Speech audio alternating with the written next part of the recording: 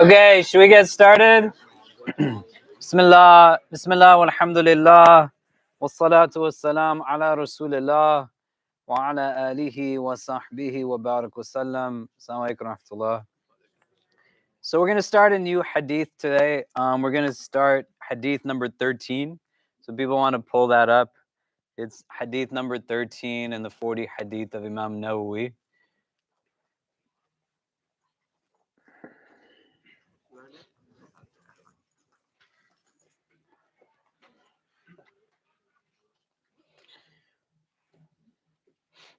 And one of the things that we want to do, just as people are pulling it up, is you want to start to also look at kind of the connection across these hadith, the first 12 that we've looked at, how they're categorized, how it is that they flow into one another, they inform one another. Maybe we'll talk about that today or next week. Next week, there's no classes at NYU on Monday. School is, there's a fall break, but we'll still be open and we'll still have the halakha. So definitely come for that. And as a reminder, on Mondays and Thursdays, we do these potluck iftars. So feel free to come. Feel free to bring something if you like, but don't feel obligated to bring something in order to come. And also, if you're able to fast, you want to try to start fasting these days. The days are definitely getting much shorter as we get into the winter. It's a good opportunity to build a relationship with fasting as a practice, if you're able to. Okay. Oh, I can see myself right there. So weird. I forget what I look like sometimes. Anybody ever have that problem? Yeah. And then also, huh? Thanks, man. So are you. Yeah. Great.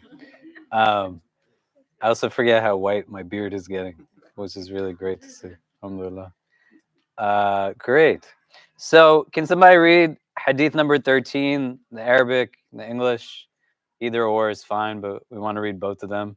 And when you read the Hadith, try to read it in its entirety, like the chain of transmission that you see, whatever of it is there. So here, Anas ibn Malik is narrating, for example. But can somebody read the Arabic, the English, whatever you have in front of you? Did you raise your hand? Yeah, go ahead. None of you will believe until you love for your brother what you love for yourself. Related by Bukhari and Muslim. Great. Can someone read the Arabic? Can I read it? That's okay. Yeah, go for it. I want to try. Yeah, try. That's the best thing to do. عن أبي حمزة بن مالك خادم رسول الله صلى الله عليه وسلم عن النبي صلى الله عليه وسلم قال لا يؤمن أحدكم حتى يحب لأخيه ما يحب لنفسه. Yeah. Yeah, mashallah. So this hadith is a hadith that some of us have probably heard before. Not one of you will believe until he loves for his brother what he loves for himself. There's variations of this hadith that add different words to it. For example, there's a narration that says at the end of this hadith, it includes the words min al khair, like from that which is good, right? To qualify. Because just because you love something, like you could love something terrible, right? And you don't want to love something haram for your sister or your brother. Do you know what I mean? We'll get into the text of this in a little bit, but we have a new narrator of the hadith, Anas ibn Malik, radiallahu an, who is known as the khadim of the Prophet sallallahu alaihi wasallam, meaning he was there just in service of the Prophet of God. And in being able to contextualize a little bit about how we experience like the hadith itself through understanding kind of it experientially from the prism of the narrator of the hadith. Anas ibn Malik, he is born 10 years before the hijrah. So he is 10 years old when the Prophet comes to Medina. And he then serves the Prophet in this role of khadim for the duration of the Prophet's time in Medina, which is another 10 years, right? And is a very formative period in one's identity. If you think about the difference between who you were at 10 years of age, right? Like all of us in the room are older than 10. Do you know? Everybody hasn't hit 20 yet. Some of us are well beyond 20, right? But if you can think about your 10-year-old self versus where you are right now, or if you have passed 20, mashallah, like where you were distinctively between that decade of your life, between 10 and 20, it's a very distinct kind of time frame, like 10-year-old versus 20 years old. When the Prophet ﷺ comes into Medina, the people of Medina are kind of commissioned to buddy up with people from Mecca. One of the things that also happens, though, is that the people of Medina, they're very excited that the Prophet ﷺ is coming into Medina. They're happy, right? If you come on Wednesday nights when we talk about the prophetic biography, you contrast this to the reactions of the people of Mecca, you contrast this to the people of Taif. The people of Medina were genuinely excited and happy. They met the Prophet ﷺ with song as he came in, the nasheed that many of us know, Tala al-Badru alayna, that they're welcoming him into the city. And everybody starts to bring him different gifts. There's a woman by the name of Sulaim who she doesn't have anything to give to the Prophet of God because she's not very wealthy. So what the Hadith says is that she's holding Anis's hand, her son, and as she's holding his hand at 10 years of age, she says essentially to the Prophet, I don't have anything to give to you other than my son to be in your service. And the Prophet ﷺ, he accepts him as a khadim. Khidmah is like a big part of our tradition, right? Imam Razi, rahimahullah, he says essentially you can break things down into two categories. Ibadat al-Khaliq, like worship of the Creator, wa khidmat al-Khalq, and service of the creation. Like these are the two things that everything that we do can be broken into. Do you know? At 10 years of age, Anas ibn Malik is now for the next decade in proximity of the Prophet of God. And his mother, Sulaim, is also someone who loves him deeply and has been raising him up. His father passes away. He has a stepfather by the name of Abu Talha, who we might talk about in a little bit, as well as his other family members, who are all really like on their deen. Do you know? And he's 10 at this juncture. He's 10 years old. And you think about your 10-year-old self. When you have moments that inform who it is that you are, things that stand out, right? If you ever experienced the loss of a loved one when you were younger, it probably stays with you till your elder age. If you ever went to something that was just a very momentous gathering, right? The first time you saw the Kaaba as a child, perhaps, you went to a wedding. Like I took my son to Kentucky. I had to conduct a wedding for one of my nieces. And my son at that time was probably 7, and he spent a good chunk of his life in COVID. So he didn't really go and see a lot of people. We went to this wedding. It's a family wedding. We're still like brown people, right? So we're walking through this wedding, and my son has never met any of these people in his family before. And he's in a place where like everybody is greeting him and saying salams to him and saying, this is your cousin, this is your cousin, this is your aunt, this is your uncle, right? He calls my mother Dadi, right? Which is paternal grandmother. And like 7 different elderly women introduce themselves to him also as another Dadi that he has, right? And he took me to the side and he said, Baba, all of these people are related to me? And I said, yeah. He just didn't know, but it's going to stick in his head. Do you see what I mean? Anas ibn Malik is experiencing his relationship to the Prophet of God not in the confines of a Meccan society that persecutes them. His initial interaction with the Prophet comes in a celebratory mode as they're welcoming him in, meaning from the time he starts to be in the proximity of the Prophet and in a place where he's also emerging into adulthood in the coming years, all he knows about Islam is something that's positive. His interjection isn't a point that many of us have experienced, right? When you grow up with Islam, generalization, not all of us, or you convert to Islam, a lot of it is just about rules.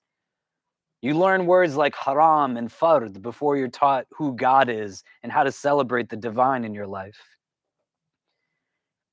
But his first experiential engagement with the Prophet, everybody is happy that he's coming into Medina.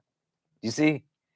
And it's at a place where when you're a young person, these kinds of things stick in your head. His mother asks the Prophet to make dua for him. And the Prophet ﷺ makes dua that Allah increases him in his wealth, increases him in his progeny, elongates his age, and then he forgives him for his misdeeds, his sins.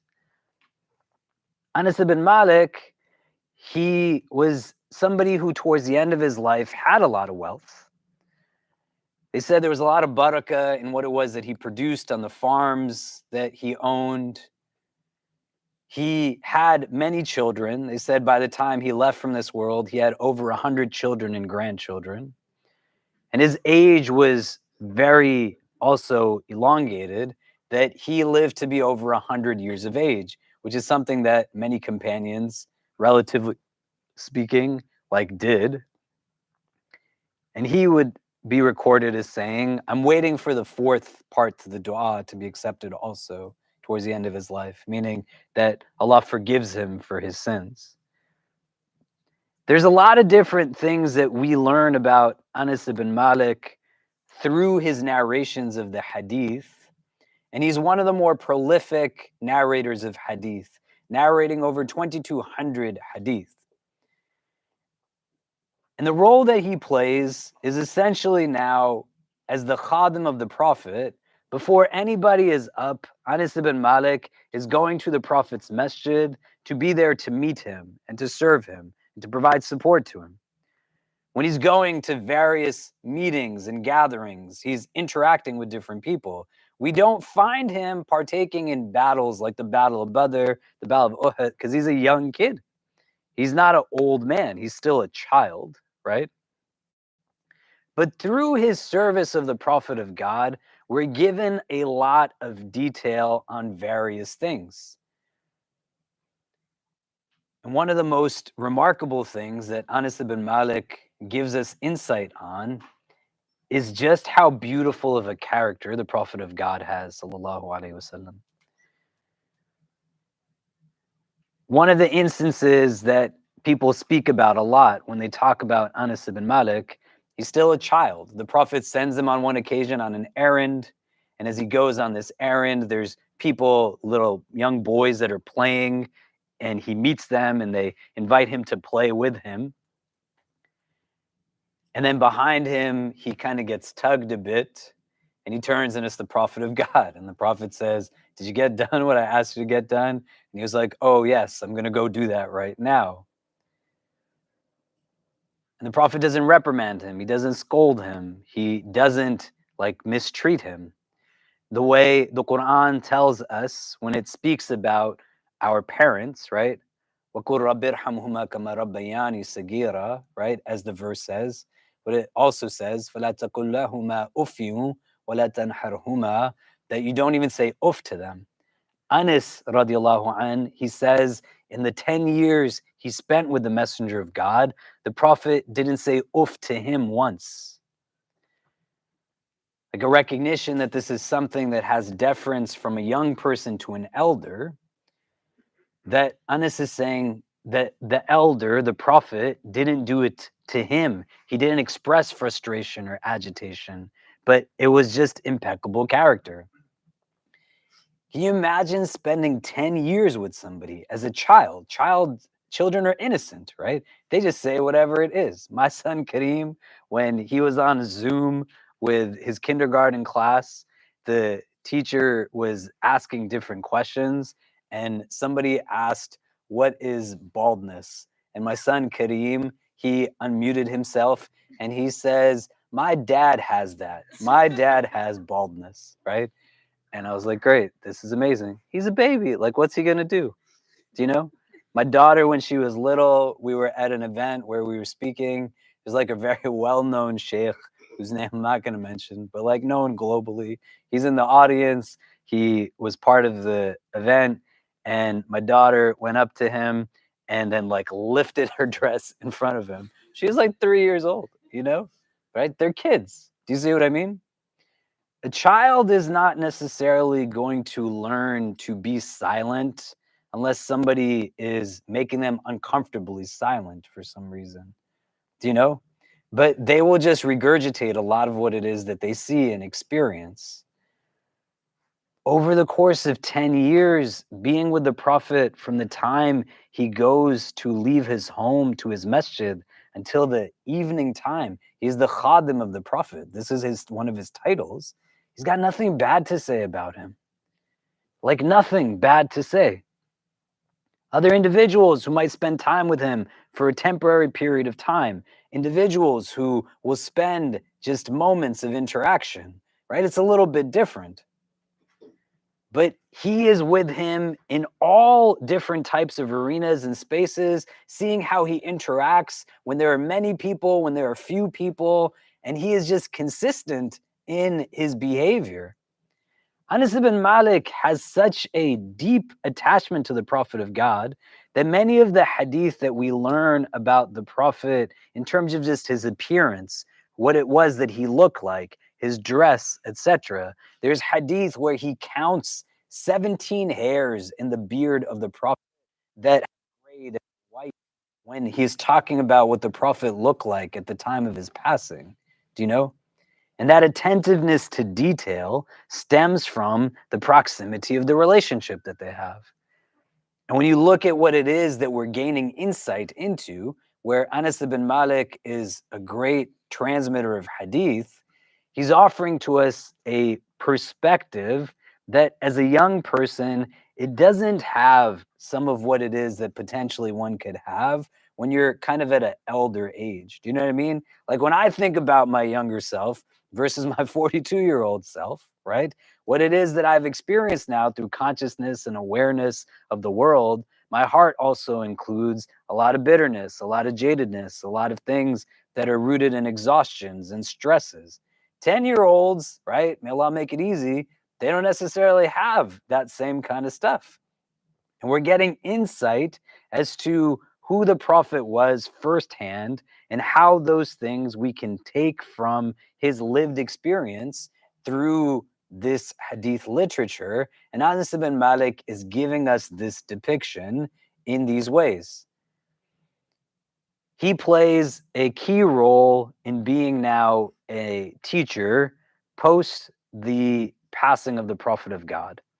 And he's got a lot of students who are well-known individuals. Hassan al-Basri is a student of Anas ibn Malik, for example.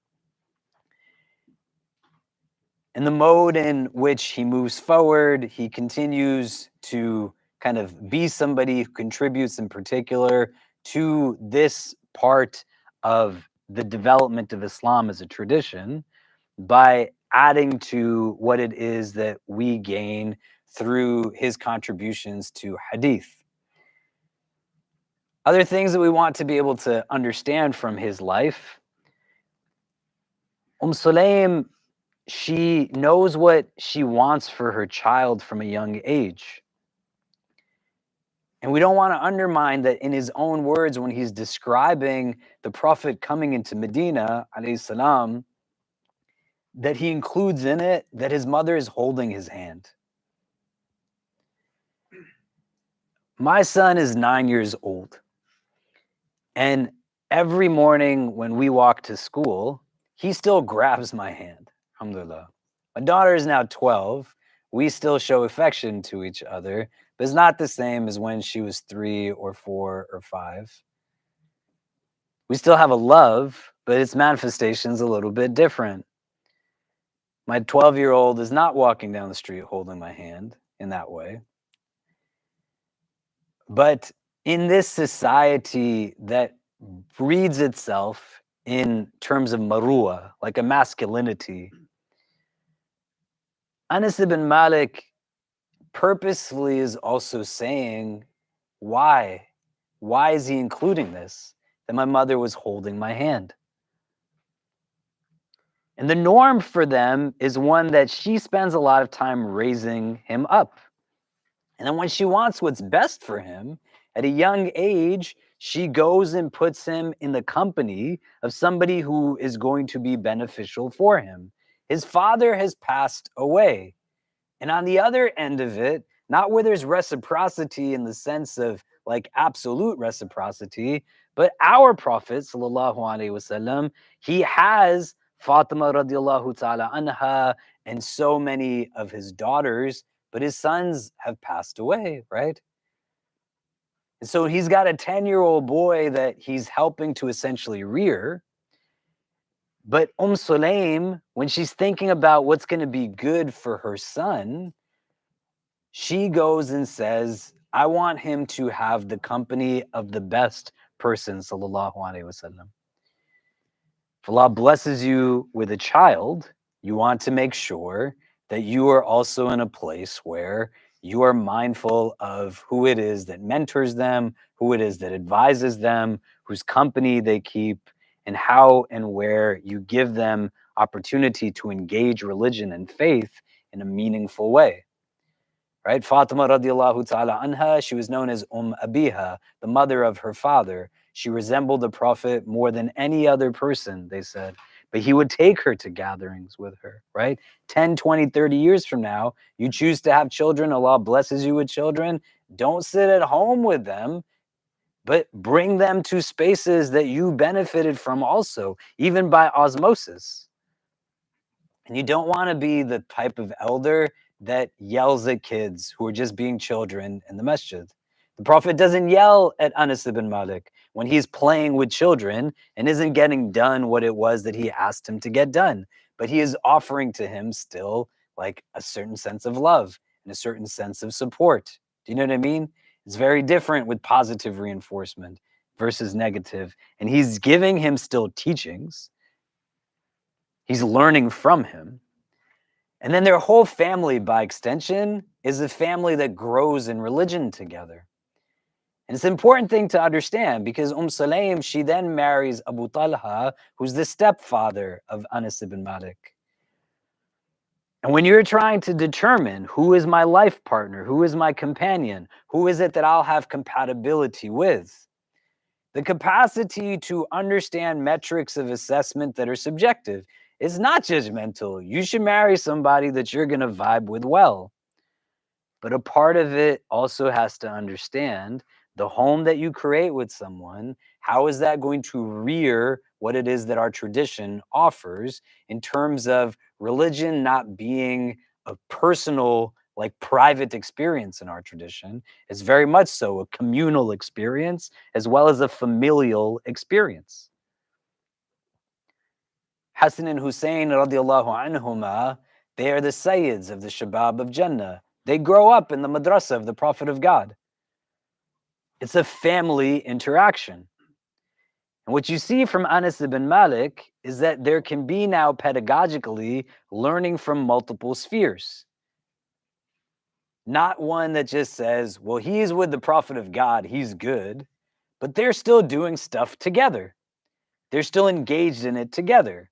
We talk about the Sirah class, right? The Prophet and Khadija radiallahu ta'ala anha, they're praying together. Ali radiallahu anh sees them praying as a child and what are you doing? And through that, they invite him to this deen. They say Ali never converted to Islam because he was so young when he accepted Islam. He was always on the fitrah. But then the three of them, they did this together. Do you see what I mean? And so in trying to think that out, like how it is that I can engage in this, and he's not compartmentalizing identity, that he's with the Prophet as his khadim, and when he goes home, everything is antithetical to what it is that he's learning from the Prophet, right? Like you go to Sunday school and your Sunday school teacher tells you something, you should pray 5 times a day. And then when the kid goes home, they're not praying at home. It's not anything other than just an objective understanding. It's going to create dissonance within the child, right?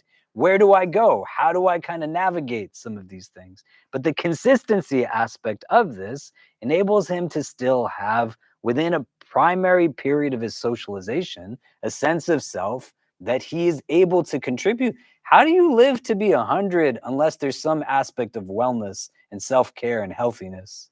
Do you know? And a lot of that gets endowed with habits that are informed from sources that are then reinforced from other sources, right? So he's seeing what the prophet eats. He's seeing how the prophet sleeps. He's engaged in how it is that the prophet engages with people. And then his family is also there to help embody some of these things.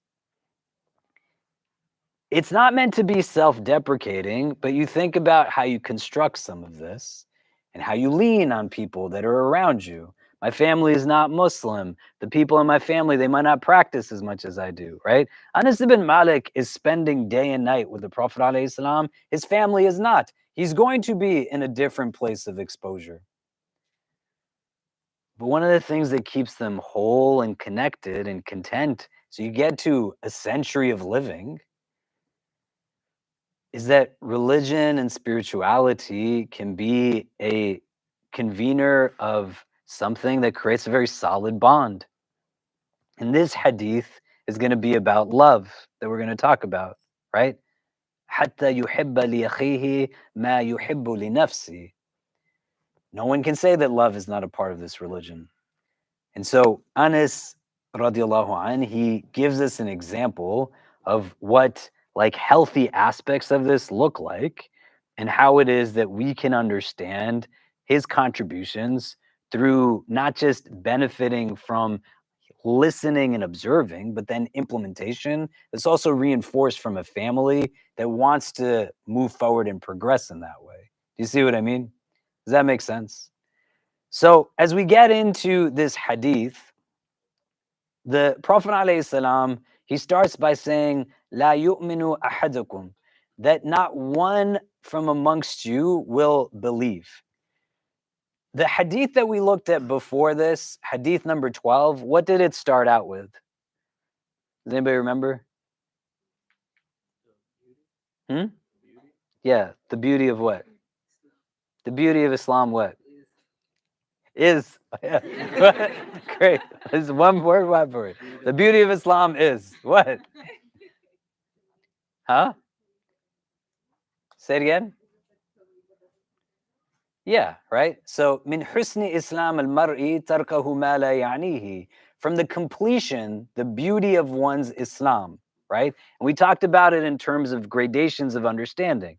Like if you are somebody who's new to Islam, you're going to have to leave behind certain things that no longer should be a concern of you. You're trying to get into this deen, progression forward might mean that you have to leave stuff behind, right? Similarly now, this hadith, la yu'minu ahadukum, that not one amongst you will have Iman, does not mean that categorically you become one who is in a state of disbelief if you do not have what it is that the hadith talks about.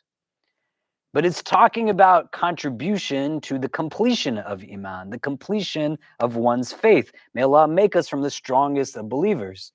And so in understanding this also, that what is going to come thereafter in and of itself does not equate fully to the completion of one's Iman. So you can't say, well, I love for my brother what I love for myself, so I'm good. Because you got to still believe in Allah and the last day, right? But in that understanding of what it is that brings us to increased Iman, and there will be oscillations of different kinds. The hadith tells us that Iman is like a pendulum, right? It's going to go up and down. It equates it to a lot of different things, you know, like clothes that need to be mended, it gets worn down. There's other hadith where they say it's like a shirt, right? And sometimes you wear the shirt and sometimes you take the shirt off. Do you know? But embedded within this is this recognition that it's not saying I am fully outside of Islam or have no Iman if I don't have this. But my Iman is not complete. This hadith I was sharing with people at a masjid that I was talking about my visits to the Rohingya camps when Rohingya community refugees left from Myanmar to go to Bangladesh in 2017. I was on the ground like a few days after they opened the border. There was a mass exodus of 500,000 people fleeing genocide and ethnic cleansing. There wasn't one refugee I met who couldn't tell me that they hadn't seen loved ones burned alive in front of their eyes. May Allah make it easy for them. And I went 10 months later to see some of the projects that we had helped to fund and other things too. There's still a lot of difficulties, a lot of challenges. So I'm talking about this in this masjid, the Jummah. I mentioned this hadith. And I said, like, you have to be here with love, not unhealthy guilt or remorse, so that your presence is more about how you make yourself feel better rather than how it is that you make someone else's life better. And then I mentioned this hadith, and I talked about it in the context of just loving people. Imam Nawawi, whose hadith text we're looking at, he says the word brother in this hadith refers to your brother in humanity, not just your brother in faith. There's others who would say, no, it's just your brother in humanity. And by extension, it's talking about sister, like everybody, right? People. Allah knows best. But at the end of the khutbah, somebody came up to me. It was an older man, not to stereotype him, but he looked like he never missed Jummah in his life, you know? And he was probably about 50, 60 years of age. You know what he looks like? Are you picturing him in your head right now? Yeah, it's exactly what he looks like. And he came up to me, and let's say he even started going to Jummah when he was 20, right? And the average Jummah khutbah is like 30, 40 minutes long. So in a year, you're getting 26 hours of instruction. Think about that also, right? Like you go to Jummah, what are you walking away from your Jummah experiences? 26 hours. You can give me feedback. I would love it. If some of you come here, you're like, I don't learn a thing from you when you're up there, which is fine. But well, it's not fine. Inshallah, Allah forgive me for that. But an understanding now, this man came up to me and he wasn't being antagonistic, but he said, are you telling me that we're supposed to just love people? And I said, yeah, what do you mean? And he was like, but what about this? And what about that? And he was trying to understand. And I said, well, what about this? And what about that? And he said, nobody's ever told me before that as a Muslim, I'm supposed to just love people. I went and spoke then at a private gathering later that night, and I shared this with people just to kind of get my thoughts out and reflect. And then they started to kind of groan and like make comments.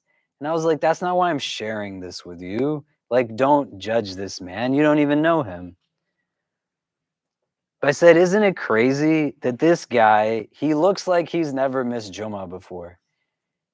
And if he went to Jummah for like the last 30, 40 years of his life, every year getting 26 hours of exposure to some kind of information, 260 like hours over a decade, over 1,000 hours over 4 decades of his lived experience, he never heard somebody once tell him that we're supposed to love people? And then I said to them, like, have any of you ever heard anybody say this when you go to Jummah? And they said, no, like, we don't really hear things like that. But Anas ibn Malik, he is hearing this, right? And the companions who narrate this hadith, they're hearing it, and it's informing who they are and their sense of well-being. The first thing the Prophet of God says when he comes into Medina, afshu salam, like spread salam, ut'imu ta'am, like feed the people, right? And he says, silul arham, like maintain the bonds of kinship, wasallu bil-layl wa nasu niyam, and pray in the night when the people are sleeping. And then he says, then you'll enter into Jannah bisalam, with salam, right? So he starts and ends with peace and security. May Allah make us people of Jannah. But if you're being told, like, go out and feed people, and then you're also being told, like, your Iman is not complete until you love for people what you love for yourself. Do you see how these things go hand in hand? And they inform the existence of an entire religion. There's not just about like ritual as an ends, but it's a means to something. In these hadith now, Imam Nawawi is starting to talk to us about character development, a very important part of what our religion is, and a set of assessment tools to be able to see the first parts of these hadith that talk about theology, ritual, and practice. How are they informing things to be transformative? La yu'minu ahadukum, that not one from amongst you will believe, hatta yuhibba li akhihi ma yuhibbu li nafsi, until he loves for his brother what he loves for himself. The hadith at its base is about a characteristic in Arabic that's called ithar. Ithar means like selflessness, altruism, the preference of others over oneself. And it's rooted in a particular value that is mahabba, hub, love. I want you to do, just so we can get started talking to each other, what does the word love mean to you? And how did you learn what it means? It's a very important thing because we can't say love is not a part of this religion. Al-maru ma'a man ahab, that a person is with the one that they love, is what the Prophet tells people when they're worried about where they're going to be in Jannah. Will they be distant from him? And he says, you'll be with the ones that you love, right? May Allah grant us the company of the Prophet and the world beyond this one. But if you don't know what love is, how do you apply it, right? So just so we can get started talking, if we turn to the persons next to us, what does love mean? And how did you learn that that's what it means? And if you don't know how to answer the question, that's fine. Just like share some thoughts, right? About why is it difficult to even begin to define it. But let's discuss for a bit and then we'll come back and talk. Go ahead.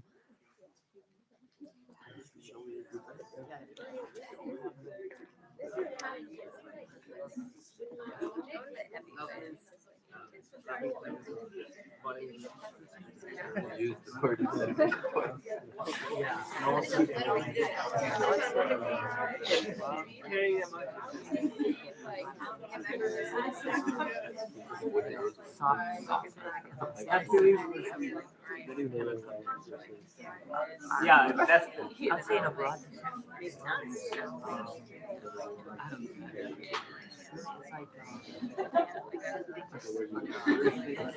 hard to define it.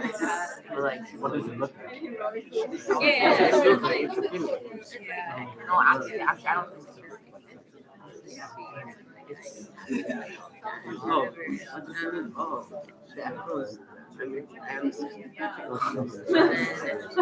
sort of like something that sort of it branches.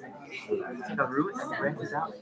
Other aspects. For example, when you love someone, then you're able to care for them. You're able to be forbearance. So it just goes back and forth. So love, I don't think you have to love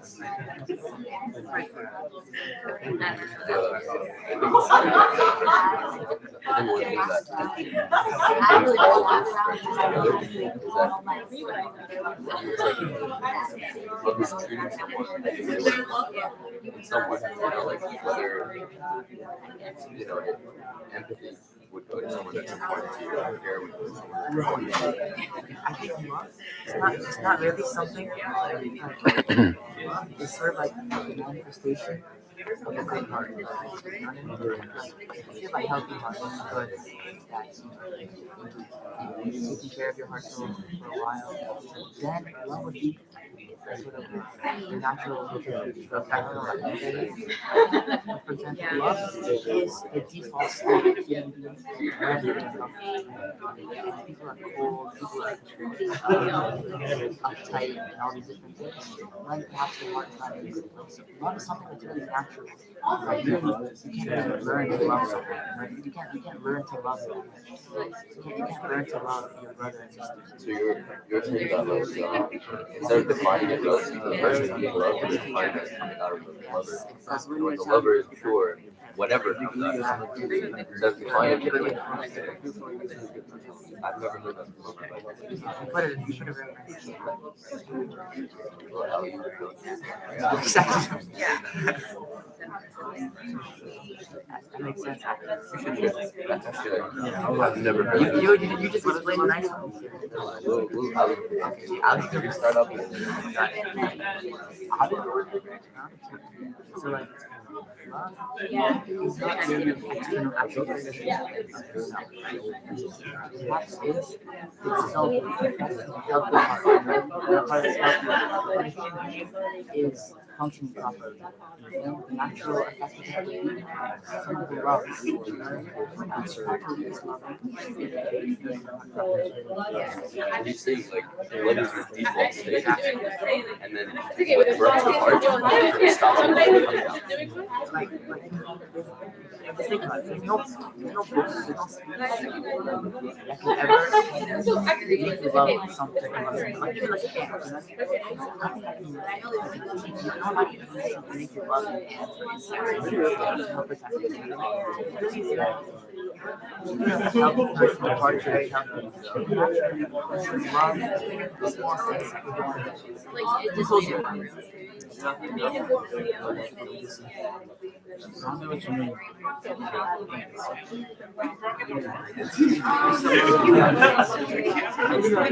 Yeah, like loving.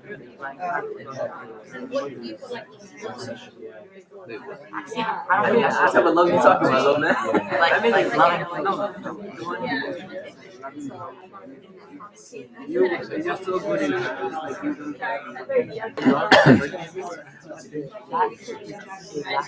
Okay, so what is love in the context of however you discussed it, and how did you learn that?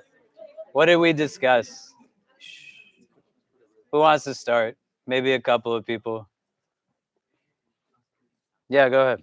So, we were discussing, and our discussion first went into what is love, and we were defining it as a regular attribute, just like compassion, just like care, just like anything else. But then we realized that perhaps love is something that is different because all these attributes like compassion, like care, forbearance, they all sort of stem from love.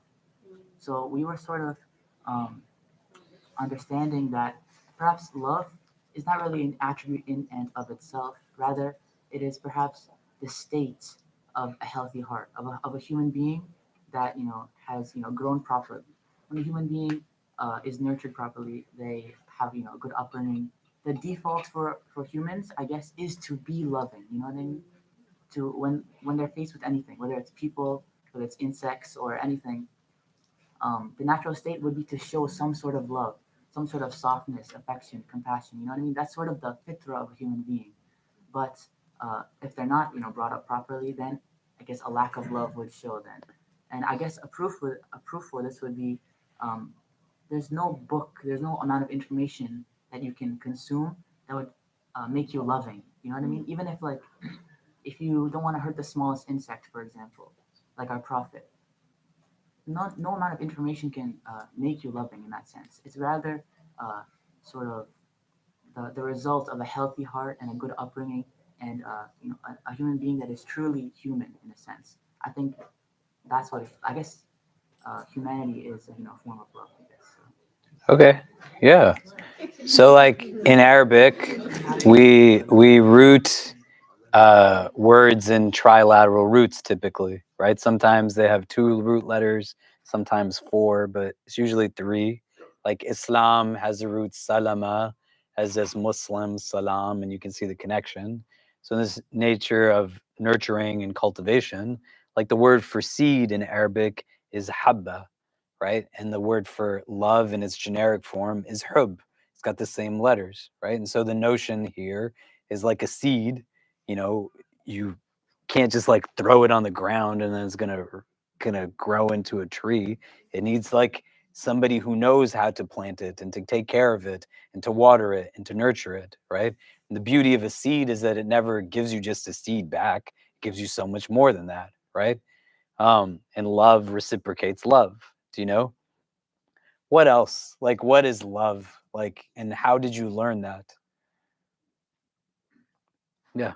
It's interesting you said the seed thing because the metaphor that he was using to describe how love is like at the core and all of these like outward manifestations stem from it is like he used the example of a tree whose roots are love and the branches are like compassion, forbearance, and all that. Yeah. It's interesting. You're gonna say something? Yeah, so we were saying that love as an emotion has many pillars, and one of the pillars we were talking about is selflessness. The moment we get to a state of or a place where we start giving preference to someone over us, like if I like something, but I would want to give it to the other person because I feel that would make them more happy. So one of my friends gave an example of how while growing up, our mothers, they are like so selfless. They put us over themselves. They give us all what they have, our parents in general, and then we translate that emotion into love, and we call that love as well. So I think selflessness is one of the, the big pillars which originates the hubba within the hearts for the people around us. Good, right? And you want to get closer to a place by reflecting on it, by understanding it. You can understand principally what something is by knowing what it's not, or by relating it to experiences, starting to give it characteristics, right? What else? What is this thing? Because I can't then identify myself. Like, am I actually loving? Do you know? Because we're gonna narrow it down more to like a very broad group of people. Because there's other hadith too where the word nas is used in relation to this. Do you know? Which means like humanity, mankind. Do you know what I mean? So to be in a place where we can get to that, I have to be able to determine what does like love look like in a healthy manifestation. Do you know? And how did I understand this to actually be what it is that I'm claiming it to be? Do you know what I mean? Right? And we're in a room full of grown people. Do you know? Right? Who are like really good at a lot of different things. If we can't define love as people who are attached to this religion, then on a Monday night, we're sitting here like reflecting on hadith of the Prophet. There's a problem in our educational experience. Do you see what I mean? Right? And it's more of a problem if we don't do something about it then. Do you know? So, what is this thing of love? I'm genuinely surprised that 3 boys have answered this question, right? this, is, this is both affirming as well as alarming in certain ways. Do you know what I mean? Yeah, go ahead. We were speaking how it's being and feeling seen. Being and feeling seen. Sorry, go ahead. I'm going to cut you off. Yeah. For who you truly are. For who you truly are. Like, that's how you know you are loved. You can be authentic. Yeah. So, if someone loves you, they love you as who you are. Without judgment. Good. I think that nothing of this is like right or wrong, right? We want to like get to a place where we're able to hear these kinds of things. If Muslims are not the ones who are talking about what love means, who else is going to be talking about this? Do you know what I mean? Right? So what else goes into this? And how do we know? Right? Like, how do you know that that's what it is? How did you learn that?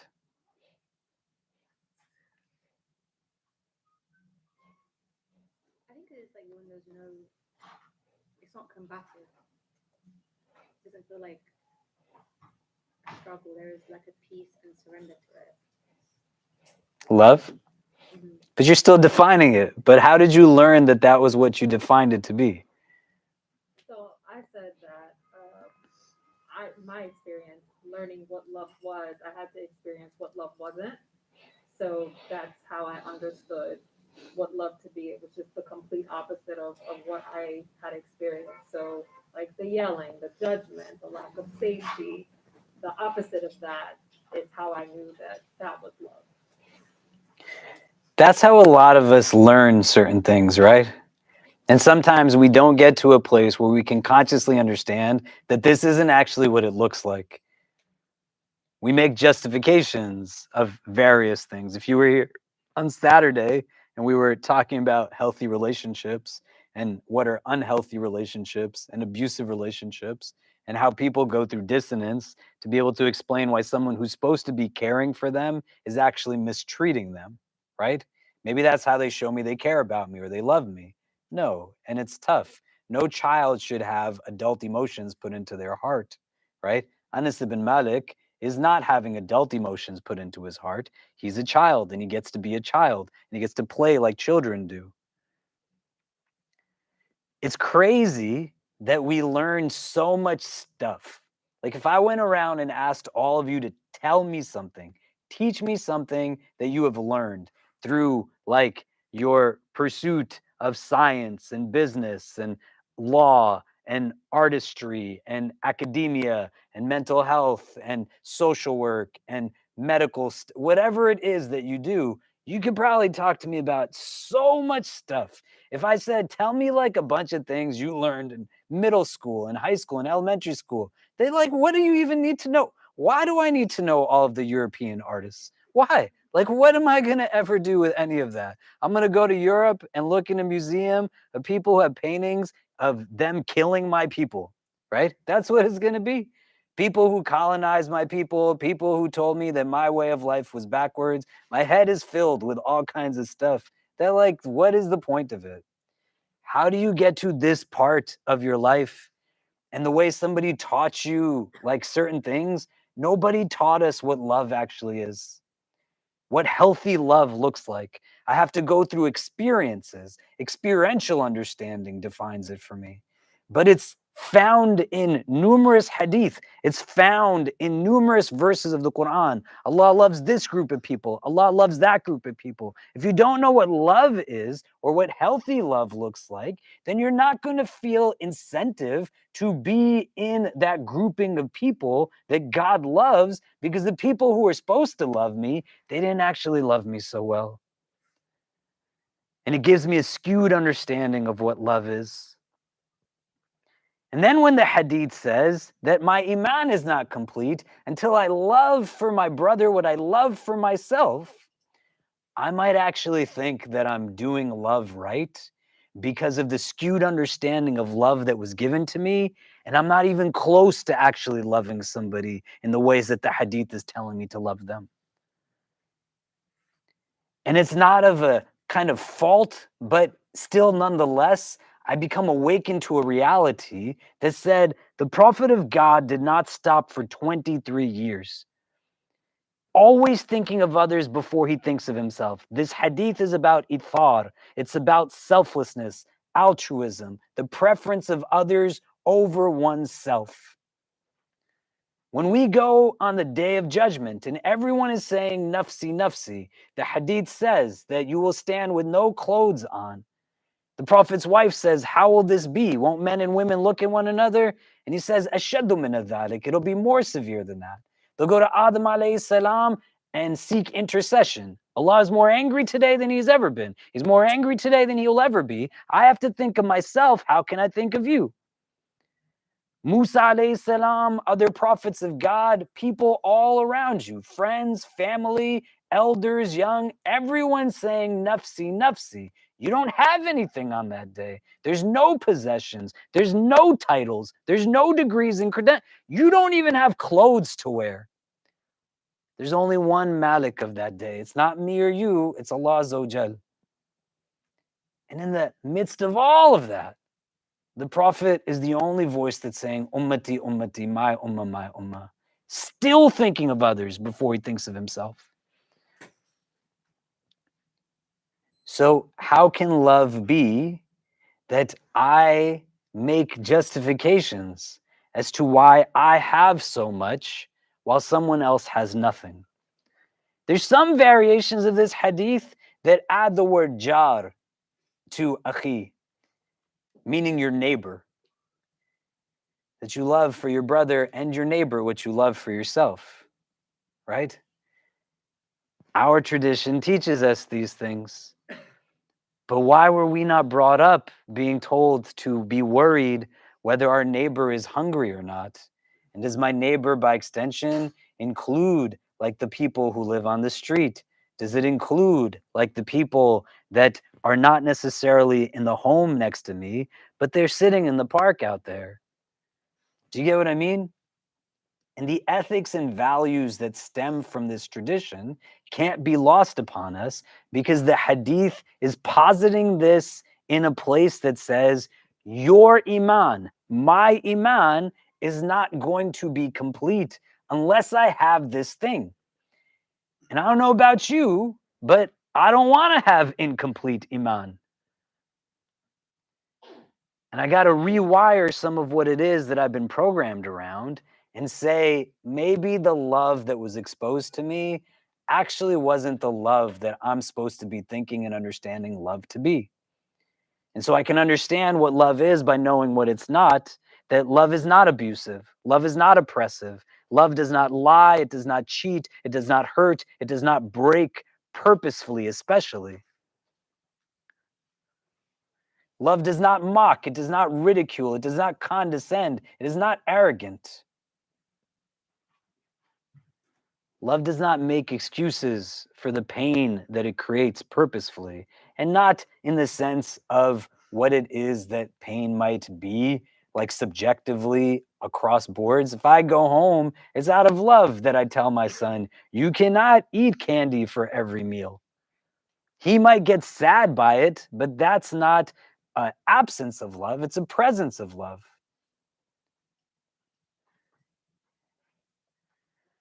Sometimes love does get loud when you're being an idiot and I have to shake into you the reality that you're not being who it is that you're supposed to be.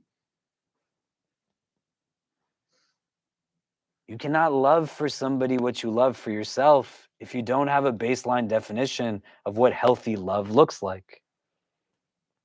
And when you can sit at the juncture of life that you're at right now and ask yourself, how did I learn what this was? And how could they not know? Gifts would come to the prophet of God, food. There's hadith that we have that say that a fire wouldn't be lit in the home of the prophet for days. He has nothing to cook on the fire. He would wrap stones to his waist to balance himself out from weight loss he had from not eating so much. When gifts came, not sadaqahs, he wouldn't indulge in them for himself. He'd give them to other people. Anas ibn Malik is witnessing this. The same way you and I learn what love is from the people around us, or what it's not, and what a skewed understanding is, he's got an example of a loving, grateful servant of God who is our messenger, that's showing he sends gifts to his wife Khadija radiallahu ta'ala anha's relatives and friends after she passes away. This is love. He greets those that he knows and those that he does not know. This is love. The boy loses his pet bird. Ya Abu Umair, ma fa'ala nughair. That, oh, Abu Umair, what happened to the little bird? Showing him in the midst of everything else that's going on in busyness that you are still important enough to be acknowledged in your pain. This is love. And for this hadith to resonate, it's not first about how am I selfless? How do I prefer others to people? The hadith is also about love. And you have to get comfortable in talking about what does love look like. It's not all romantic love or physical love or erotic love or these types of love. I can just have a love for you as my sister and my brother. And what does that supposed to look like? And if I don't sit with it and ask questions about why purposefully, it gets left out. Can you imagine what the world would be like if people actually loved each other more? You think we would see as many babies dying as we see right now? May Allah grant them and their loved ones ease. Is that the presence of love or the absence of love? And when we get to the latter parts of these hadith in the coming weeks, we're going to talk about what are obstacles to this kind of stuff. What's a big obstacle for loving for your brother what you love for yourself? Greed, man. Greed. Greed is not the product of a loving heart. Greed is the product of a selfish heart.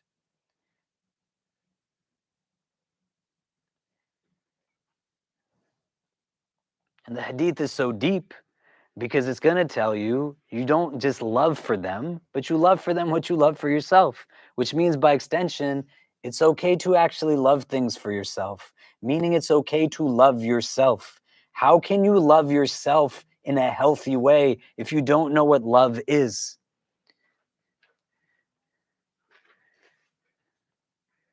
What it is that gives a sense of honor and dignity to your own self-esteem, how you see yourself, and in turn, how you treat yourself.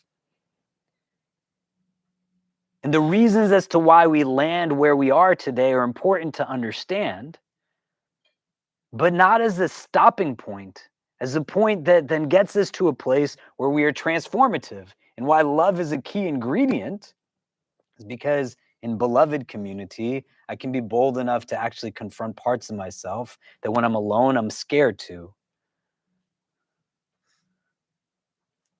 Love is kind, love is gentle, love is compassionate, love is true, love is consistent, love has a sense of honor to it. And you can love somebody and still not like certain things that they do. Those things can be true. It's not meant to be a justifier of abhorrent behavior or something that makes excuses for things that are inexcusable. And it's prismed now in relation to Iman. Where does your Iman exist inside of you? Huh? The heart. Where does love exist inside of you? Huh? The heart. If you got a bunch of other clutter inside of your heart, how is it going to then hold as much of this as possible? And trying to understand, like, well, what gets in the way? The second word that we want to reflect on tonight deeply, and then we'll pick up more of it when we meet next time, is now when the prophet of God says, Akhi, your brother, your sister. In other variations, it mentions the word nas. In some, it adds in the word jar, like your neighbor. It's talking just about people, right? Who do we mean? Or what do we mean? What do we see when we say this now? That you love for your sister, your brother, what you love for yourself. How do I define, for me particularly, who it is that I actually consider to honor as a sister or a brother? And this is an important thing to understand because mahabba, hub, here is being now categorized in a way where it's identifying relations that are not rooted in bonds of kinship through this, right? So to start off, it's not talking about your sibling. Do you know what I mean? Because what if you don't have a sibling, you know? But you got to think about who it is that it's actually talking about. So I'd like for you to do, turn to the person next to you. What is every possible person that you can think of that this word, akhi, is referring to when it is being mentioned in this hadith? Like, who is it that falls into this term that is supposed to be the recipient of our love? We can discuss it for a little bit, and then we'll come back and talk about it a little. Go ahead.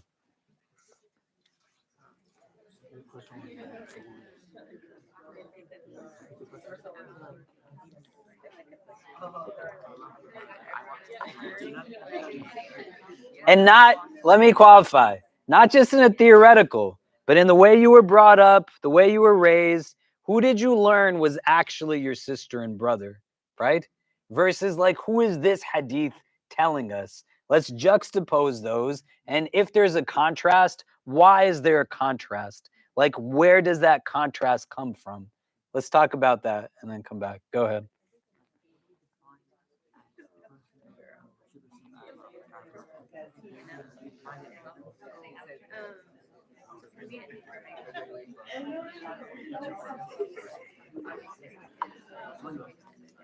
For me, it's like you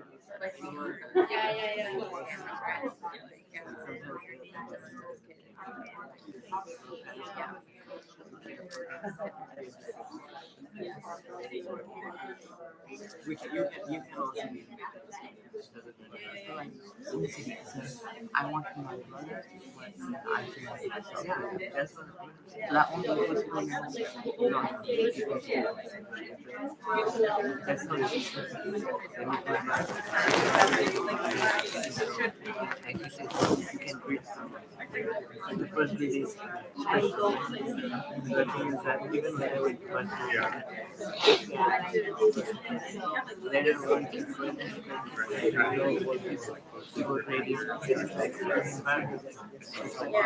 And if you go to Harvard, it's gonna be friendly environment too. Should you love in those kind of people? Okay, it is easier question. It's not Islamics. Who does not deserve it? I didn't see it. It starts like one of my favorite tasks would be, and then your neighbors, people you pass by, and then it would be like your brothers of religion, and then it would be your brothers. Right? So I feel like in a sense it's all connected, but it's a spectrum, you know. Like obviously your mother deserves more love than your neighbors, and your neighbors deserve more love than people you don't know.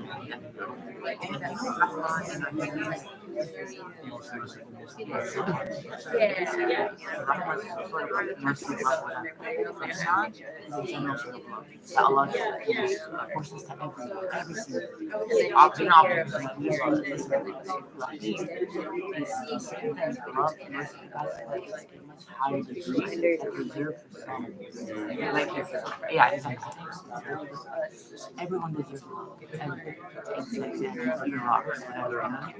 But then, some people deserve even more.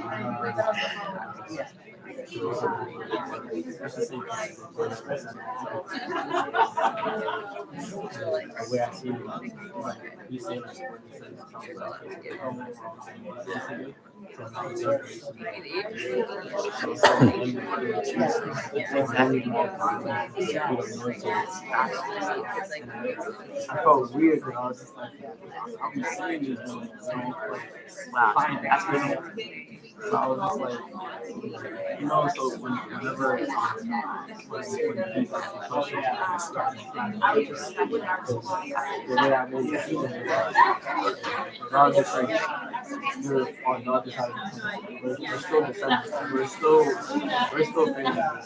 It doesn't have to be like in a sense of I can believe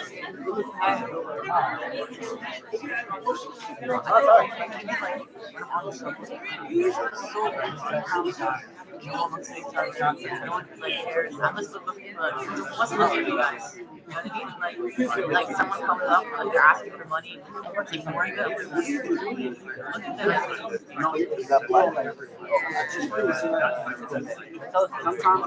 Okay, so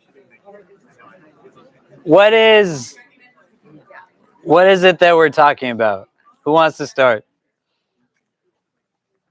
This thing like brother, sister, like who defined that for me in what way, and how is it in terms of what the Prophet is telling us, like what our religion tells us, and why is there that difference? What do we discuss?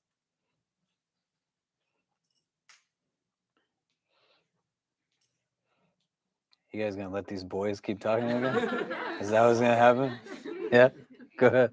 So Mahdi structured our conversation around the two names of Allah, Ar-Rahman and Ar-Rahim, and he distinguished how Ar-Rahman means like sort of like I believe that when the Quran came down, the Arabs they didn't really use Ar-Rahman. Like Islam revived that word, and it sort of gave it a new meaning. And this is part of like the linguistic miracle of the Quran that it created new words that are used ubiquitously now.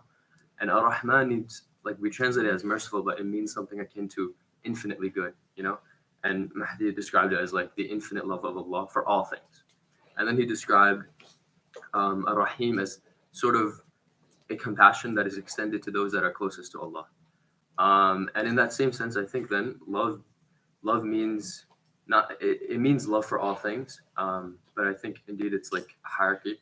On the smallest level, you have love for your kin, and then you have love for your neighbors, then you have love for your brothers in deen, and then you have love for humanity, right?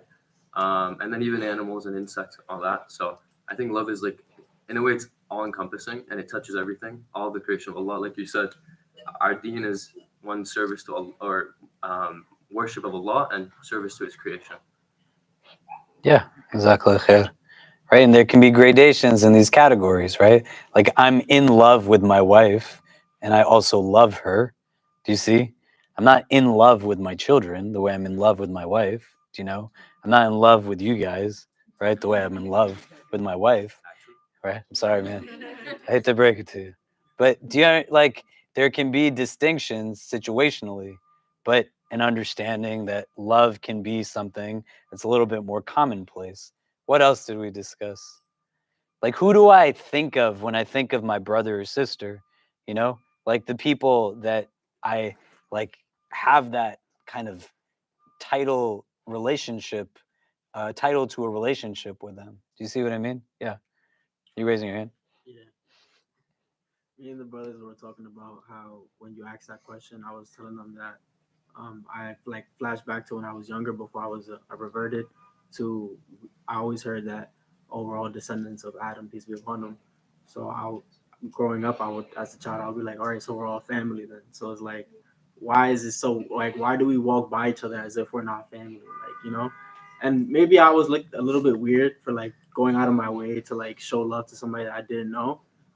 But in my head, I always kept that thought because I was just like, why are we just saying it like it's just some minimal thing, like, and we were just talking about that. Yeah. And by extension, understanding, right? وَلَقَدْ كَرَمْنَا بَنِي Adam, the Quran says that all of the children of Adam are dignified.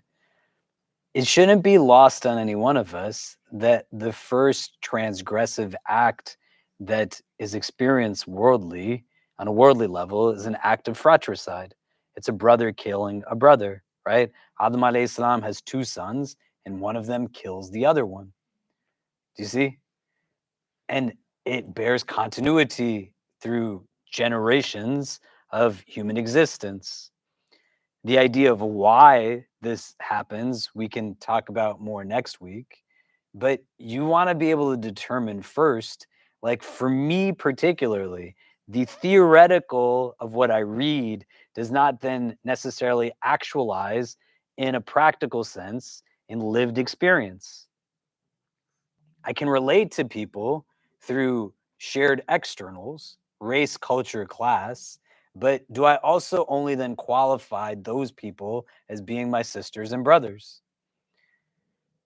I can vibe with certain people who get what it's like. We share language, we eat the same spice level. Nobody's saying that you just create a homogeneity where Allah has purposely made diversity in His wisdom. But even if I prefer to eat a certain kind of food, why does that mean I don't have a respect for somebody that doesn't come from the same space as me? And prophetic teaching engages us to see humans on a whole. The colonization of our minds brings us to a place where we don't see things in that way. Do you believe that a homeless person is your sister or brother? How many gatherings do you frequent where people would throw their arms up in the air at the idea of somebody bringing someone into their home as a friend, let alone a potential marital partner that just came from a different background? How are you loving what you love for yourself for somebody else if that's not like the utmost understanding of the absence of love? It's not about compatibility. You don't want to guilt yourself in a way that also says, like, I'm just compatible with who I'm compatible in the prism of marriage in particular, right? And you can have common interests, you can have friends. That's why the Hadith doesn't say friend, it says sister, brother, right? It's a very different concept. Do you understand? And who then gets to have their place in my prayers when I prostrate? Who is it that I think of when I'm trying to be the best version of myself? Who is it that I am worried about their well being, right? Think about all the conflicts that have happened in just the last year. May Allah make it easy. It's hard for a lot of people right now. Whose healing spaces do you show up to and whose do you not? And it's not meant to create against guilt. Just think about it. Who do you pick up the phone to reach out to and say, are you doing okay? Right? And why? Why not? And understanding it then by extension. Maybe it's because I don't actually see you as a sister or brother. And is that the vision that I want to have? The theoretical versus what's actualized. And what is this rooted in? The completion of my Iman. So if somebody was to say, well, what's the incentive here, right? The world is filled with all kinds of segmentations. The world is filled with all kinds of separations. I'm not saying we pretend like we're all the same, because we're not. What I'm saying is, even if I have to bring it back to me, the state of my Iman, right? Because how you see someone tells you not about who they are, but how you see someone tells you about yourself a lot. And that's not a vision that's just from here. It's a vision of the heart, basira. And what did we just say? Iman resides where? In the heart. Love resides where? In the heart. Does unhealthy love also reside in the heart? If the answer is yes, then what if that's what you're seeing the world through? And then there's conditions and qualifications where there should not be conditions and qualifications.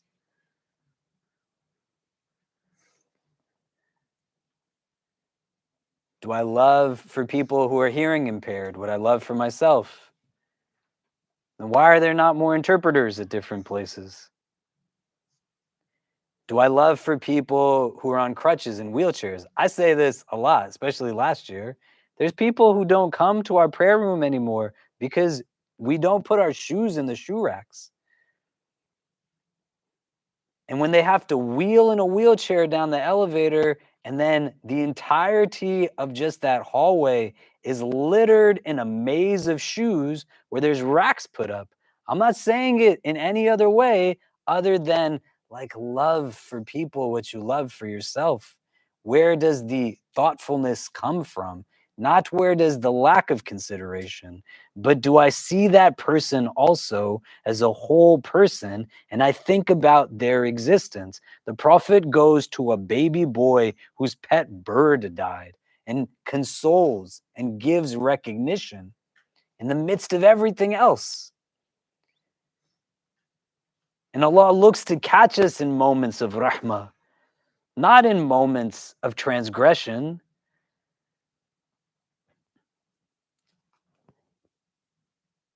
And the step is not to say to anybody else, like, well, you didn't do this or you didn't do that. There's people who see me putting shoes away every time I come into the hallway. And it's not because I just love that person who's in the wheelchair that might show up. It's because I love everybody who's praying in here, and I don't want anybody to think poorly of anybody. They say, well, why would you do that? Why don't you just let us do that? I have hands. I can do it. You have hands too. You can do it also. The goal is not to then look down on somebody. We don't know. Somebody ran in here and they're in a distraught state. They just need to pray to God. A loved one is sick. They just found out somebody died in a bombing and they just threw their stuff everywhere. The idea is not to be absent of love to create love, but to understand in the mundane, you make excuses and then you still do what you can. Do you see? And I start to think about, well, what is it that keeps me from not thinking about the people who are not like me?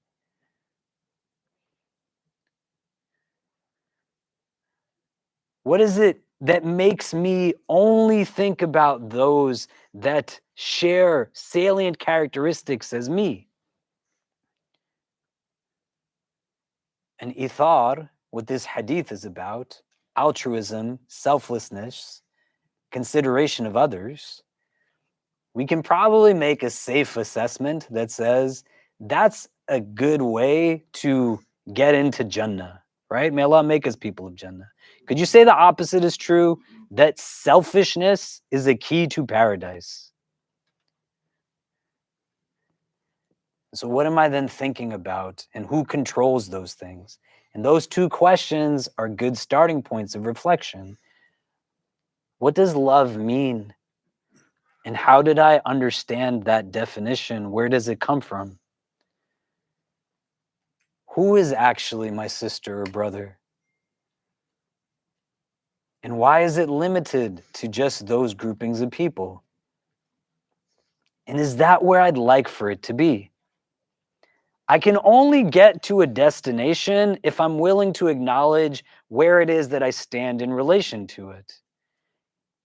And if I lie to myself, it's not that I can't get to a goal because I don't know where it is, but it's hard for me to get someplace if I'm pretending that I'm starting from someplace else, right? Like if I'm here and I want to go over there to where the clock is on the wall, I will take certain steps. But if I'm not able to, with vulnerability, address where I actually am, and I'm just telling myself I'm here, when in reality, I'm over there, then if I take steps from there as if I'm here, I won't get there, not because I don't know where I want to go. I'm just not aware of where I'm beginning. How come nobody's ever asked you before what love means to you? Or where you learned the definition of love? How is the prophet of God's mission anything other than a mission of love? Do you think he does not love his people? You think he doesn't put himself through what he puts himself through for anything other than love? When he walks with them through their struggles, isn't it love? Even when he gets angry at their abuses, their oppression, isn't it love at a base? You cannot divorce love from this religion. And sometimes the things that we do is we self-deprecate and we don't hold what it is that is true in front of us to be what it actually is. Unhealthy manifestations of love that make us doubt or have dissonance or then pass those things on to people. And is it a lot? No, man. I'm not saying go buy roses for random people and Khalid told me to tell you that I love you, right? No, like don't be creepy. That's not love.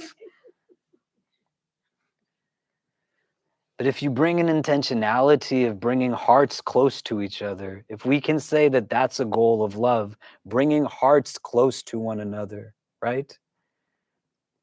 Then it's very different when you walk into a building and you greet the guard with a sense of love.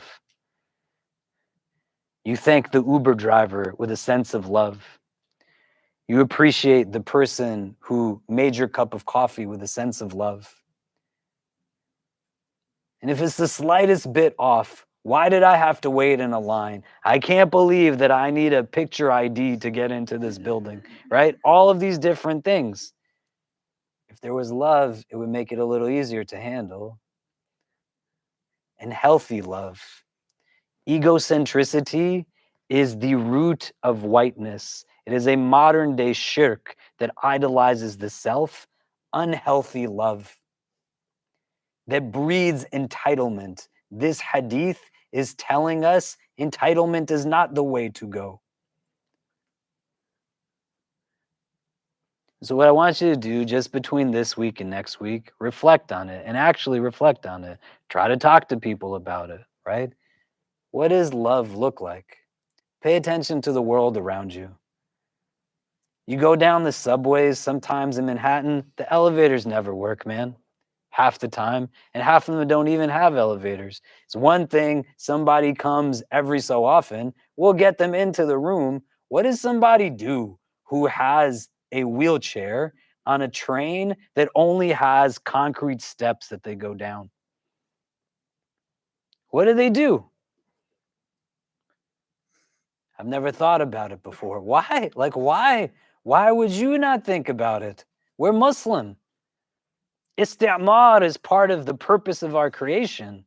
The improvement of civility, the upliftment of society is no kind of randomness that the Prophet's mission ends in a Medina being established. And he's got welfare programs. He's feeding the hungry. He's setting up opportunities for people. And then with love, we build, right? We build more shelters. We build more clinics. We take in orphans. We take care of those who have no one else looking after them. It's not money, money, money, money, money, and look at what I did. It was already written for you. Allah is the one who allocated it to you through his love. But think about these two things. What is love, and how did I reach that definition? Not what you think it's supposed to be. What do you actually believe it to be now? And then when you know that, put it in relation to what you aspire it to be. And then the second, who do I actually think is my sister or brother? Who do I really give an extended understanding of that rank and title to? So what I'd like for us to do, we're going to take a pause and pray Isha. Turn to the person next to you. What are you taking away from today's conversation? What is some things that are coming up? We'll come back and discuss, and then we'll stand to pray. But go ahead.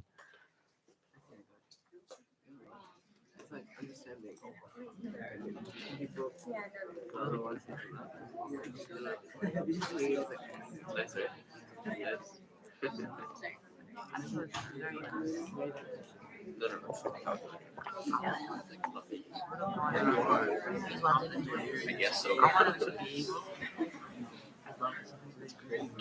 Why is that crazy? The only other shit.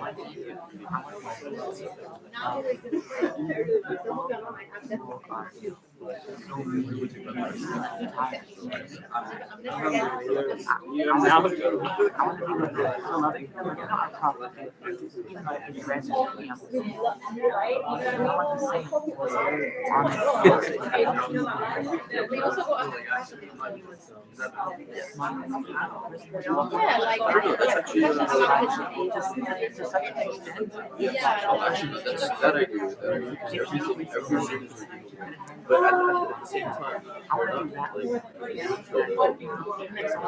so you wrong somebody else. They need to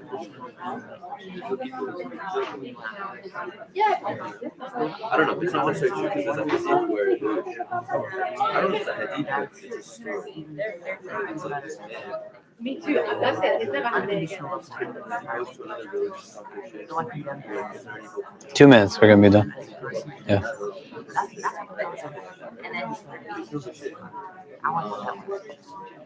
And goes to another place and he's like, you're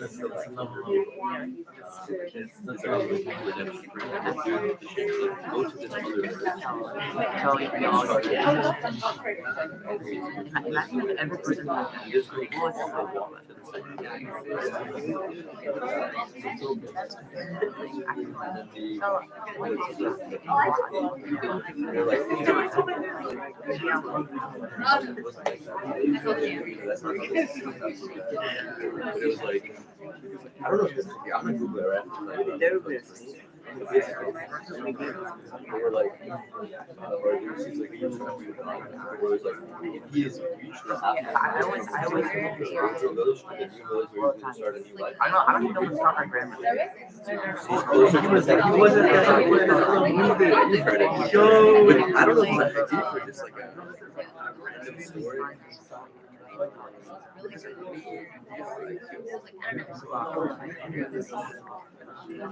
I sleep all day.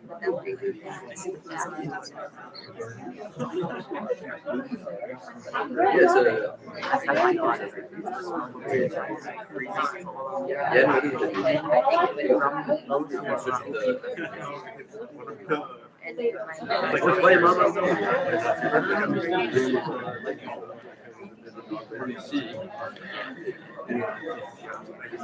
this is hard. let's go.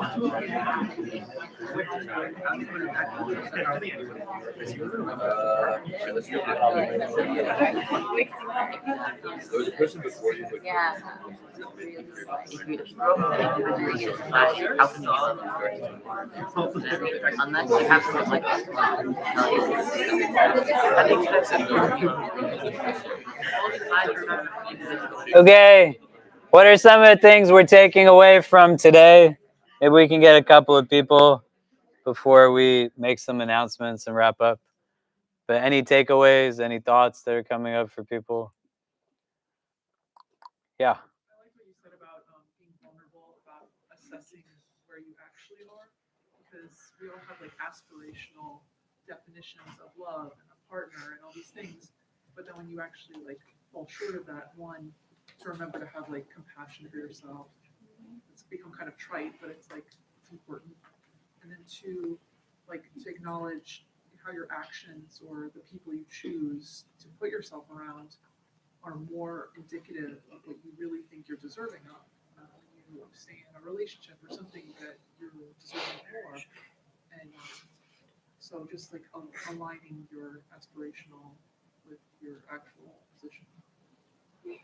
Great. Other takeaways, other thoughts?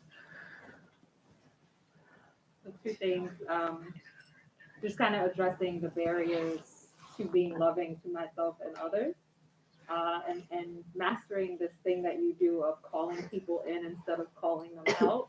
This very loving, like, way that you approach the shoes, not being put up in the racks. And I was saying, like, you have this way of calling people in and making them mindful of things in a loving way instead of calling them out and them feeling attacked, and how we can master that. So, yeah, let's take care of our spaces and think of others and, give some space to others to kind of be as well. Any other takeaways and thoughts? So reflect on this hadith and try to just think about some of these components, right? There's not an advantage to just kind of knowing. You want to act on what you know. And sometimes acting on what we know requires us to just reflect and contemplate before we act. And this is like a key part to this. Do you know what I mean? The world is heavy, man. May Allah make it easy. It is difficult, right? And some of the things that our tradition offers to us is a recognition of how we can't necessarily control what's happening outwardly, but inwardly we play a determination in determining what's going on in the world inside of us. And love is like a very key variable. Functionally, we're going to like inevitably love something, even if we don't think that's the case, because that's the function of the heart. The heart's function is to get attached to things, and it's going to get attached to things, and you're going to determine whether it's going to get attached to something that's good for it or not good for it. Do you know? And we'll talk about this in the coming weeks, right? Like loving for your brother what you love for yourself. What should I love for someone else? And as I think about it, like, well, what do I really love for myself, right? You should love to have Jannah for yourself. Do you know? Right? And then know who it is you're asking of. So ask of Allah for like the highest level of Jannah. Do you know? But with a sense of love for yourself, consideration of others. Like, what does that mean?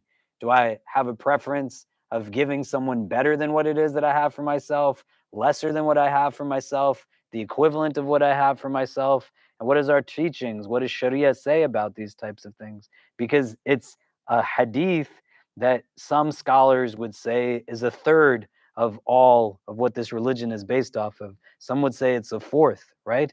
And it's about like how we treat others as well as how we treat ourselves. You know, how could it not be like a foundational component of it? And the beautiful thing is, like, we've gone through a dozen of these, and just think about through our reflections and contemplations on them, just discussing them for a year. We've been talking for a year, more than a year, right? What is this? October? And we started last September. So 13 months, 13 hadith that we're going into. It's not like we went through 1,000 of them. The goal is not to just read through 1,000 of them and say I read them, but to like reflect and think about their relevancy back. And then I start engaging in it, and I don't have to go through thousands of them. If I just did this thing, wouldn't the world be a better place? Do you know? Right? And what does it really take? And that's a key part to this. Some of it doesn't take so much to do you know? But I just have to start with some baseline definitions to be able to then ask the question of like, why don't I do that? Do you see what I mean? Okay, so a couple of things. Today is only Monday. I don't know why, but for a while, every day feels like that the next day should be Saturday, but it's not. So today is Monday, and we'll have all the halakas we have for the rest of the week. On Friday, I think there's a professionals event. Is that true? It's on Saturday. Just kidding. Yeah, Friday. Amjad Tarsin from Al Maqasid is coming. If you were here for Jummah some weeks ago, Sheikh Yahya Rodis was here, who's really just like very amazing person, mashallah. If you're blessed to ever be in his company, he's very calming, like very centered individual. Ustad Amjad also teaches on the same faculty as Sheikh Yahya at Sheikh Yahya's Institute of Maqasid. He is going to be giving the Jummah khutbah, and then on Friday night, he's going to be doing a book talk on a book that he's translated for one of his teachers, Habib Umar. This is called The Kingdom of the Heart, and you should definitely come and check it out. It'll be after Maghrib in this room, I'm pretty sure. But I clearly also don't know anything and when's happening. And then Saturday is the IC Professionals event. You want to talk about that really quickly? We're gonna have our first innovator circle. So what that is if you have an idea that you want to discuss, come join us. Be part of the course on Saturday at 2 p.m. Community Muslims who don't really have a space to share ideas they want to work on. The first iteration, there's going to be a series too, but the first iteration is just like getting people together, getting a space where you're comfortable sharing with each other, and then we define how we want to build different things together too. So if you have an idea that you have you want to work on, that you're working on, we have like a few dozen RSVPs already. So Saturday inshallah in 475 the discussion goes. If you need more information, just come talk to me. Yeah, and then Sunday afternoon, I think at 1:30 in this room, again, maybe not, but somewhere in the building, we're going to have 3 doctors who are on the ground in Gaza that are going to be sharing some of their experiences in a moderated discussion. They reached out to us asking if we could host them, right? And you should definitely go to the professionals event and to the event on Friday night. But in particular, it's really important that you show up on Sunday. Like, these are people who they went above and beyond to be with people in Palestine in their time of need. And you want to hear those stories because, again, love is something that it's just not by default. The way Iman can go up and down, like love has capacity of being present in some instances more, in some instances less. And a lot of us over the course of the last year, because of exhaustion, numbness, tiredness, we're not where we were a year ago in relation to where our thoughts were for many people in various conflicts, including our sisters and brothers in Gaza and throughout Palestine. And so, as a reminder for your heart, like you sit and you listen to some of the people who are on the ground, and then also just as a way to honor what it is that they did, like they should come into a room that has a full audience. Do you know? I'm traveling this weekend, otherwise, I would be here. And I share that with you all because you are my sisters and brothers, and I love each of you. I don't want you to think I'm asking you to do something that I wouldn't do myself. If I was here in New York, I would be here. And it would be great if you were here and you get other people to be here too. One of the doctors that's speaking, he is the father of one of our undergrads who's a student at Tisch. And he, if you remember hearing about a doctor that was left in Gaza for weeks and then wasn't being removed. And then when doctors were leaving, he said, I can't, as a doctor in good conscience, leave my patients behind alone. And he chose to still stay there and not be evacuated, right? And I don't know, man. Like, you want to, even for a moment, be in the company of somebody who Allah built to be a person like that. And just think, like, what is it that they're made of that in the face of such hostility and aggression, when even an escape way is made, the love that he has is still so profound that he's going to be there with those people, risking literally everything that he has. And so think about why you should be in this space, as opposed to all the reasons shaitan will tell you and your nafs will tell you, you got to be someplace else. It's at 1:30 in the afternoon. You're going to hang out with people, have brunch with them before or afterwards. You know, you want to sleep in. It's 1:30 in the afternoon, dude. Like, get up and come. You can sleep here if you want to, right? But just come and let them know that we appreciate what they're doing, because they're giving continuity to the prophetic way in times that we don't necessarily always think about. They might not be dressed a certain way. They might not be the ones that are leading the prayers, but those are definitely the footsteps of the prophet of God to go and be with people in their time of struggle. And when you're in the company of someone, that's what suhbah is about, so that you can take from them like their characteristics. How can you take from them if you're not there with them when they're here just for those moments? Do you see what I mean? And then this very ground will testify that they came into this space. You want to think what barakah is? Do you know? Like, it's our blessing that these people reach out to us. We didn't have to do anything. They said, can we come? I mean, what did we do? And so if you can be here, be here. And this ground will also say that you were seated on it when these Mubarak people came to tell us about what makes them as selfless as they are. Do you know?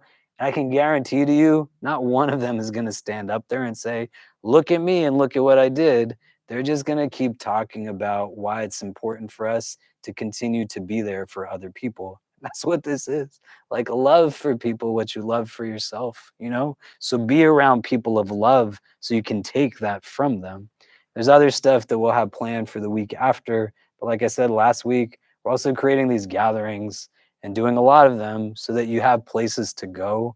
As the world is getting heavy, election cycles, a year after October 7th, so much other stuff that's going on. You don't want to be alone, and you don't want your presence to be undermined. It'll help others not feel alone also, do you know? So try to come, like, be a part of it and let others know. We'll meet next Monday. The building will still be open, even though there's not classes. And there's a iftar beforehand after Maghrib. So if you can bring stuff for it, even if it's something small, we'd appreciate it, just so we can get back into the habit of it being potluck. Okay, so let's take a pause. If you can put your chairs against the wall, somebody can call the adhan for Isha, and then we'll stand to pray. Assalamu alaikum wa rahmatullah.